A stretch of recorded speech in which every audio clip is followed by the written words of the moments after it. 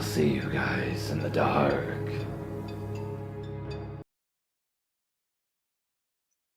I had just recently quit my job at a well-known Canadian store franchise. I was a 17-year-old cashier, and because the city I live in has no or very few Walmarts, I guess all the Walmartians also come here as well. Our uniforms are by no means revealing or suggestive, but I guess the fact that I don't have a resting bitch face has made me a larger target for wackos. I think that the first time I noticed someone following me was on my way back from work at about 4 p.m. This was a 1 kilometer walk.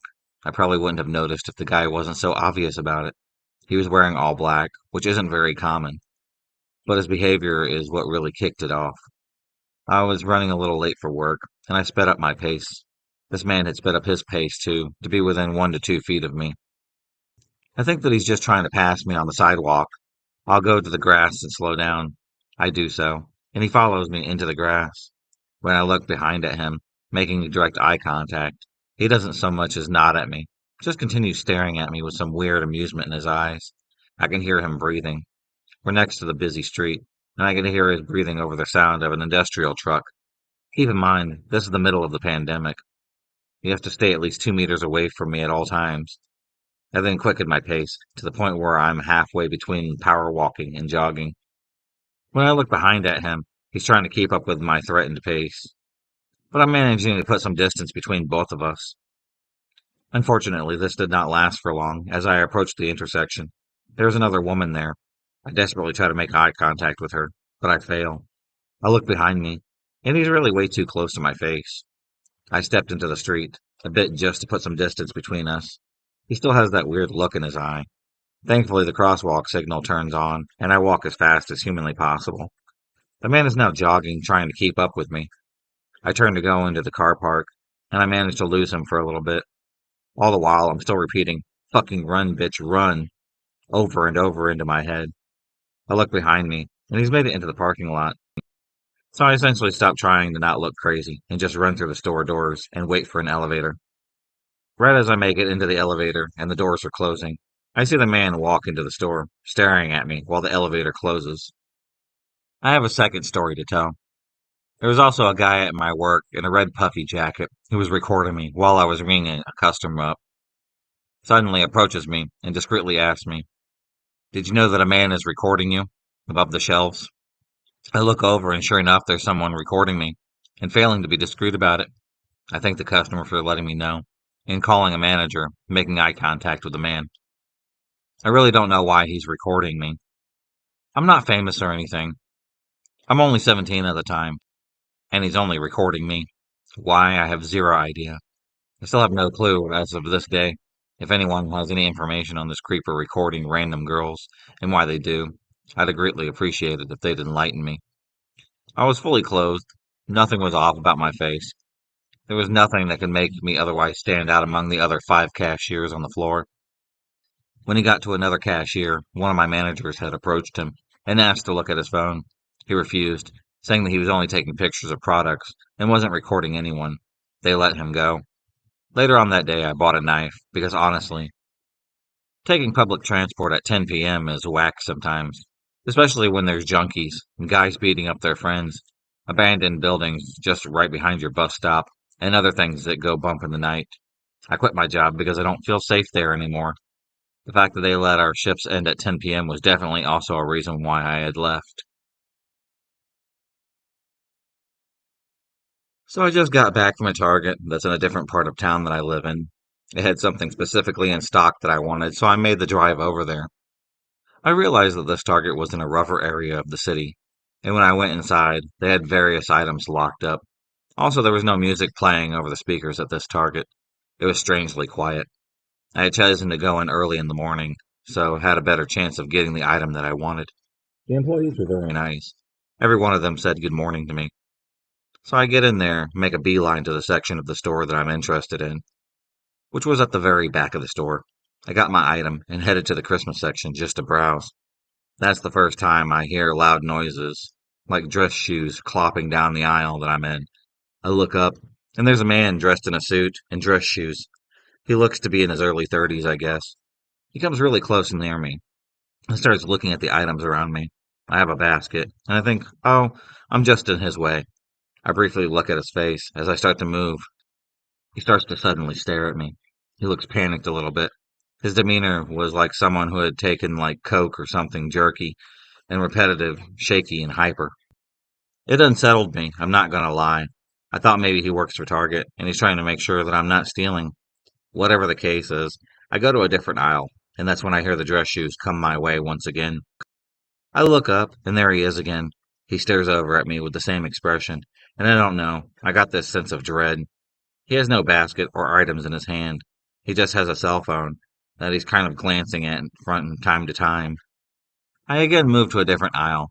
I'm still trying to convince myself that I'm being paranoid, like this isn't happening. He follows me again. At this point, it feels like he's chasing me. I just hear his dress shoes on the tile following me around. I call my husband, and he answers.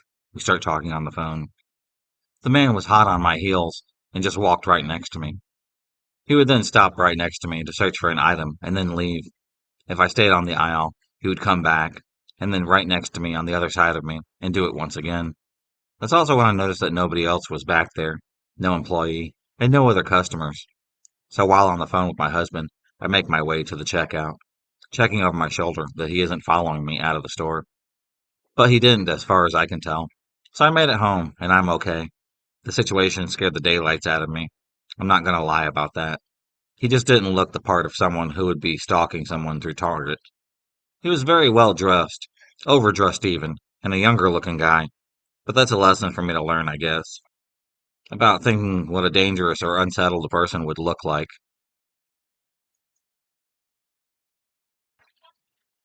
This all happened a handful of years ago when I was 16. I'm 22 now. Unlike my siblings, who my parents spoil with rides to high school every single morning, I had to take the bus every morning. The bus stop wasn't too far from our house, so I didn't really mind. But that 10-minute walk often became a 5-minute sprint when I couldn't force myself to roll out of bed in time on those early mornings. The bus stop pulled from our whole neighborhood, really, and there were always new faces coming out to catch the bus for the first time, but a good amount of regulars, too.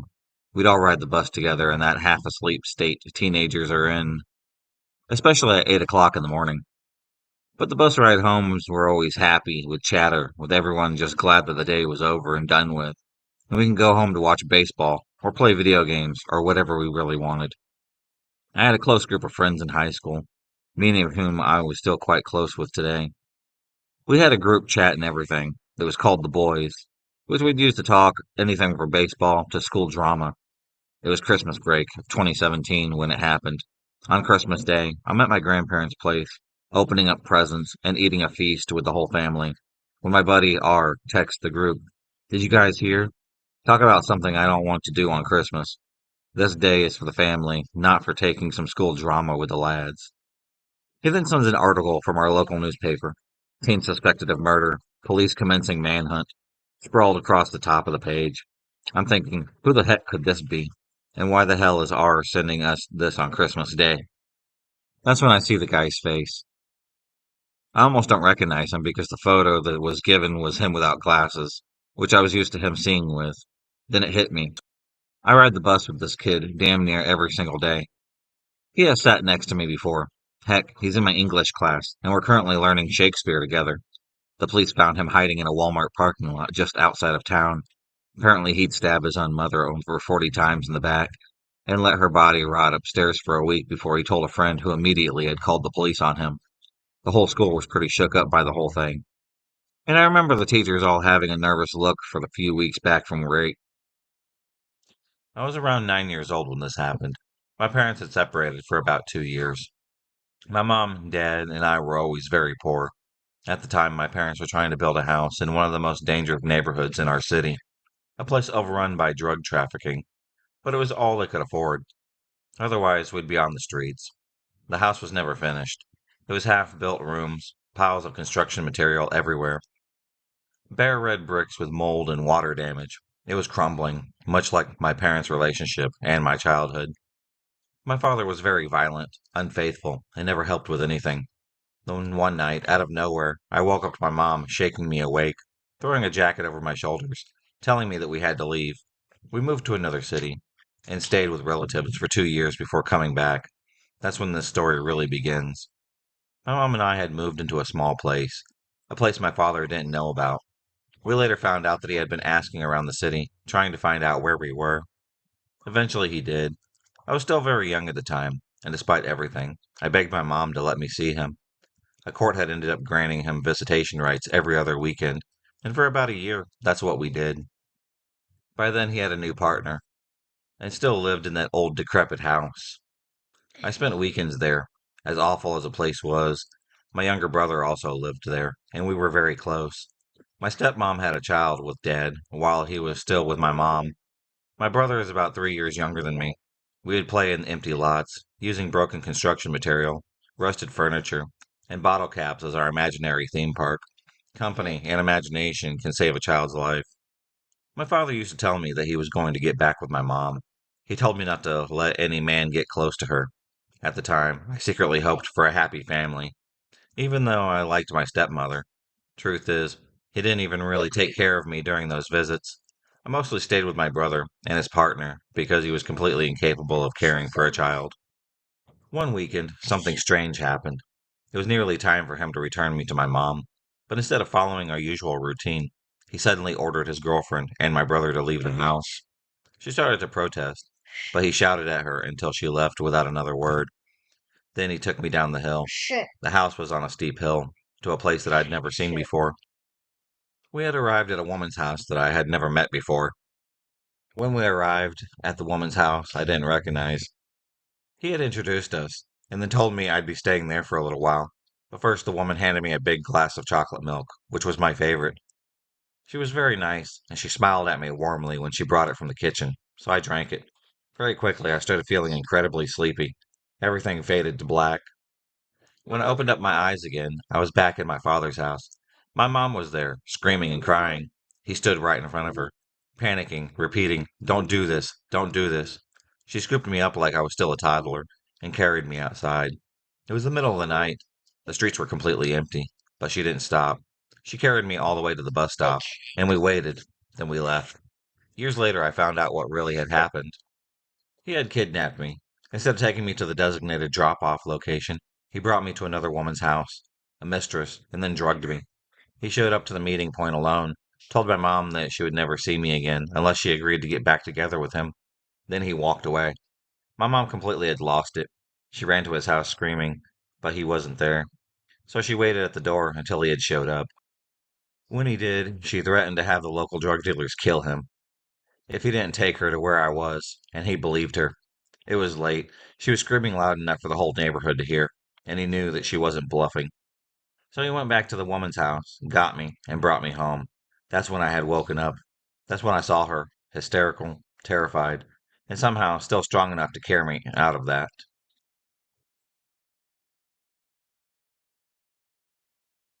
Me and my friend, both 20 at the time, were students at the university in Midwest Wales. Nothing much ever happened there, aside from typical university student activities going out drinking, taking drugs, smoking weed, and man, we had smoked a lot. One evening, we were invited out to go to an event of his, some sort of ceremony for one of his social clubs, at the local cocktail bar. The drinks were flowing, and we were having a nice time. And after a couple of hours, we noticed someone we knew. It was one of our old weed dealers we hadn't seen in around a year or so. He noticed us too, and decided that he would come join us for a drink. For this tale, we'll just call him Harry. As we were all catching up, we asked how Harry was doing. "I'm all right, but one of my friends got stabbed earlier." We were shocked. But Harry was originally from London, so it wasn't as surprised as we should have been. An hour or so later, we decided it was enough of the drinks, and it was time for us to unwind with a joint. "Oh, you guys can smoke back at my place if you would like." So me and my friend, who we'll call Bill, decided to go. Harry also picked up two other people from the bar, a couple, but I didn't know either of them. As we walked to Harry's place, we stopped off at the corner of the local spar store, where we noticed a wet puddle on the floor. "So my friend that I told you about, that's his." And then suddenly we realized that this was a puddle of blood, a big, giant puddle of blood. Realizing the sort of company that I was with now, a drug dealer that comes from London, I wasn't feeling super great about going to his house now. Everything felt off about this. But I didn't want him to see me intimidated by this. He was my friend. At least we acted like friends. But in all honesty, I don't really know this guy. Maybe I just wanted to look cool in front of him. I'm not sure. But all I know is I didn't want to go there now. It's already felt too late to do anything about it. We continued down the street to his house, which is the same direction the blood came from. It's trailed all down the street. I almost half expected to find a body at the end of this trail. There was that much of it. We got outside of his house, and he stopped and turned to us. We looked down, and lo and behold, another puddle of blood. He opens the front door and lets us in, locking the door behind us. So my friend that got stabbed, he says, he got stabbed on the doorstep right here. And even though I saw the evidence and had a million thoughts running through my head, I just couldn't seem to believe it. Apparently, he got into a dispute with another one of Harry's friends while inside the house. Something about someone's girlfriend, and he stabbed him right there on the doorstep in the street. This was a Saturday night as well, so it wasn't like it was a quiet day. All of us are feeling pretty nervous by now. And although he said his friend, how are we really supposed to know what really happened? We all sat down on the couches, surrounded by a bunch of takeaway boxes that were filled with rocks. On closer inspection, the boxes were filled with MDMA, and each box had a lot of it in there. Now, I've been around drugs before. However, this much was enough to scare me, even with all the bloodbath on the doorstep. The couple had tried to take a photo of the stash. Before he could, Harry ran out and then punched the phone out of his hand, threatening him not to do that. I need to smoke a joint more than ever now, although I think that it would probably make me paranoid at this point. Despite my worry of paranoia, we rolled one and asked if we could sit on the bathroom floor and smoke them. The night gets weirder and weirder. We smoked without a worry, and then we sat back on the couch. As we did, a boy walked through the door. He was probably around 18, but had one of those faces that looked around 13. He was in a full tracksuit, and his eyes were as wide as I'd ever seen open eyes before. He was high as hell. I couldn't tell what on, but he was high. He took it upon himself to enter the room, walked between all of us, freestyle rapping, and sporadically doing keys around us. Harry was loving it, cheering him on, while the rest of us just sat silently and watched him. We were waiting for something to go awry. Could this have been the stabber from before? We hadn't seen anyone else in the house, and someone of this guy's caliber almost likes it would be something that he would be around all the time, especially if he was from London as well. However, the big guy had soon left, and Harry asked if we wanted to smoke another one. We better get going. I'm tired, I say. That last one had put me on my ass, looking for a reason to get out. Surprisingly, Harry was very reasonable with this, unlocked the door for us. Me and Bill had headed out the door, and then we stomped home as quickly as possible, following the trail of blood back up to the street. It was a regular Thursday night in my early college life. Basically, I sat back, got stoned, and I surfed the web to my delight. I had my laptop on my desk next to my lamp and my phone. Everything else was dark except for the glow on my computer screen. However, out of the corner of my eye, I see the light of my screen. Someone had just called me, and there was a voicemail. I figured I must have been too stoned to see it was ringing. I picked up the phone and affixed my puffy, bloodshot eyes on it. It was a number I didn't know, but the area code was from the same home state that I was in. So, since it's a pretty small state, I figured I would probably listen to it on the off chance that it was somebody that I might know. So I tapped through the menus on my phone. By now my computer had gone to sleep, so the only thing shining on my face was the overpowering glow of the phone. I tapped play next to this mysterious number, and I plug in my headphones to take a good listen. Hi, I'm outside your house. The tone in this woman's voice was familiar. It was a middle-aged woman, but I couldn't put a face to the tone. I later realized that I know multiple women with the same familiar tone of voice. At this point, I'm thinking, my parents' house sitter is locked outside of the house. When the voice resumed, her voice grew loud and emotional. I know where you live. My heart suddenly sank as I realized this wasn't the house sitter.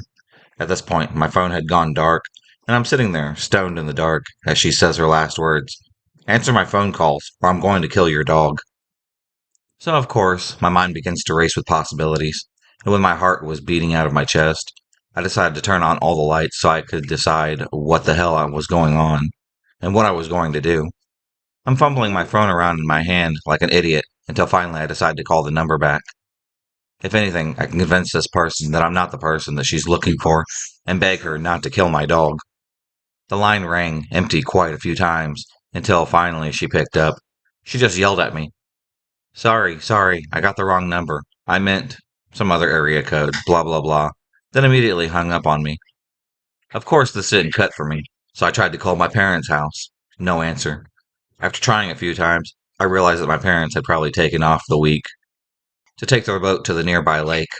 So I called my father's phone several times until finally he had picked up. I was square with him, as I always was, and I told him that I was stoned and about the disturbing message. He just told me that it was probably the wrong number, and it must have been some kind of response of someone who had been terribly wronged by another. And that was it. After a while, I felt a bit better off. But still, I felt like there was something that I had to do. The number was now etched into the back of a nearby notebook, and I searched it profusely throughout the online, and to no prevail. I considered talking to the police from the state it was from, but it was sure to come up useless. Honestly, if you listen to how her voice sounds in the message, I do not think that she killed the dog, but it's still a possibility. Okay, so this happened when I was like 9 or 10. One day, me and my mom had gone to the market. We were walking around, spending a lot of time in different stores, because you know how moms are. After looking around, we went to another store that was a little far from the other stores, but it was a lot bigger. Anyways, we went there, started looking around. So picture this. There's a mini supermarket, and then across the road in order to get to the big store. But you don't go to the opposite side of the big store. So you have to walk through this place that looks kind of scary and abandoned. The stores are all kind of next to each other. Then you walk through the scary abandoned looking place, past the mini supermarket, across the street. Then there's this big store. So me and my mom did that. Anyways, we got to the store. We started looking around.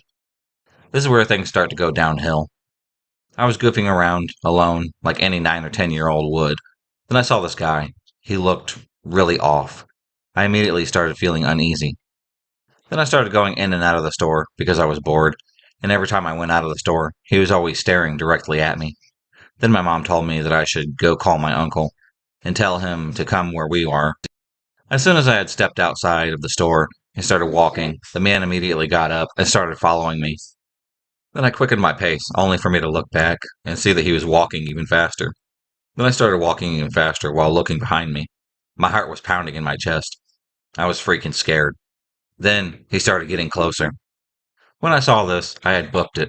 I ran, and I mean I ran so fast until my lungs were burning. Then I went to the scary, abandoned looking place, then ran past a few stores. I started looking for my uncle's car, and I couldn't find it. I started panicking, thinking that my uncle had left. Eventually, I had saw his car, so I ran and got into his car as quickly as possible. Told him that my mom told me to go to where he was because she had a lot of shopping bags. After that, we went home. I never told this to anyone, and I can't imagine what that man would have done if he had caught up to me.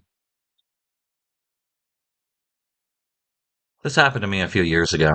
I had just turned 18, gotten my driver's license 2 months later. I'm from India, and you get your driver's license at 18 years old. I was really excited about this, and decided to drive to my best friend, who happened to move a few hours away from where they used to live. This took place in Mumbai, India. Mumbai is mostly a developed city, but there's a huge forest known as Array Forest. It's a protected land as it falls under a national park. This place is mostly known for being haunted, but I've never really been religious or believing in the paranormal stuff, so I didn't really think anything about it. After meeting my friend, I decided to bring them over to my house since even my parents wanted to see them. It was around 10 p.m., and it was getting pretty dark by now. While we were driving by the forest area, we saw a guy crying in agony as he held his leg tightly by a damaged motorcycle. We thought he might be hurt and stopped our car. We didn't step out, though. It was pretty much the best decision of our lives. Only after a few seconds, from both sides of the road, there were like 3 to 4 men who were running towards our car holding a koita. It's like a sickle, but it's used for cutting fish or meat. Without thinking too much about it, I just drove off. My heart was beating in my chest, and my friend was also very scared. Once out of the forest, I pulled over and just processed everything that had just happened. Once we got home, I told my parents everything that happened. My parents told me that there were a lot of murders that took place there, especially couples. Because I'm a guy and my friend is a girl, there was a possibility that they thought that we were a couple. Honestly, I've never been so scared in my life. If you enjoyed this video, please subscribe, like, and hit the bell for notifications on future videos and become a stalker of the night. And I'll see you next time.